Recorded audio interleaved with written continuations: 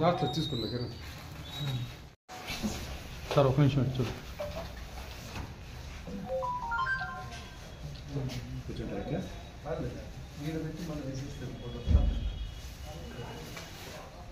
అది కూడా పెట్టినాయి.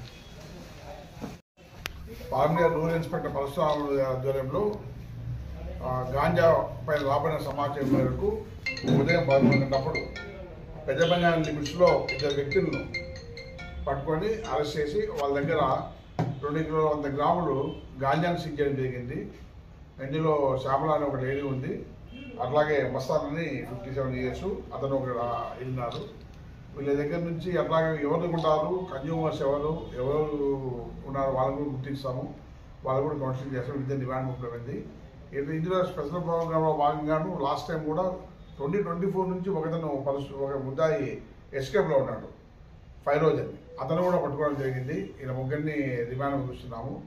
అట్లాగే ముఖ్యంగా మా ఎస్పీ గారు, ఈగల్ ఐజీ గారు వాళ్ళ దగ్గర నుంచి ఇన్స్ట్రక్షన్స్ చాలా క్లియర్గా ఉన్నాయి.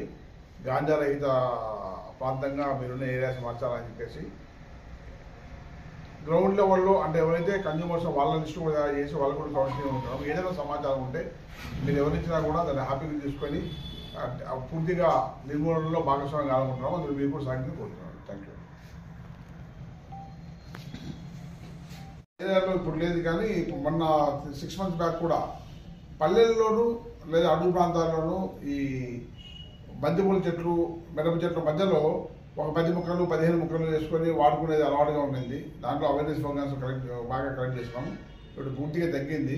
లారీ డ్రైవర్ వల్ల మన్యం నుంచి ఒరిస్సా బార్డర్ నుంచి వస్తానని చెప్పి ఉన్నాయి, వాటిపై కూడా నిఘా పెట్టాము. డెఫినెట్గా సరైన సమాచారంతో దీని గురించి నిర్మూలిస్తాము. ఇప్పుడు Baireddipalli PS crime 108/2024 last year జరిగిన క్రైమ్లో ఒక అక్యూజ్ అరెస్ట్ చేసి 1 కిలో 100 గ్రాములు సీజ్ చేయడం జరిగింది.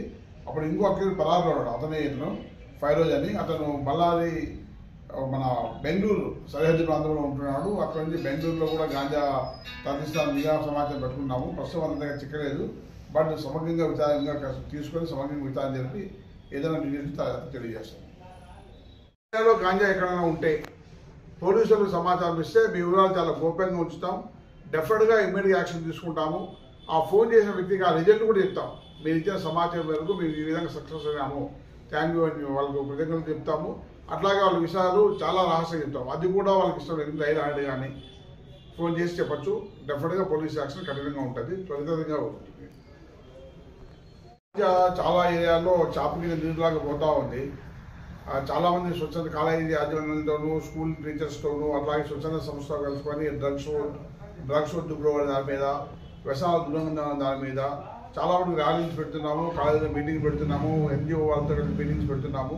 ఈవెందో ఇంకా గాంజా మన వైపు మన మధ్యలో ఉంది. కన్జ్యూమర్స్ అలవాటు పడేవాళ్ళు ఉన్నారు, తెచ్చేవాళ్ళు ఉన్నారు.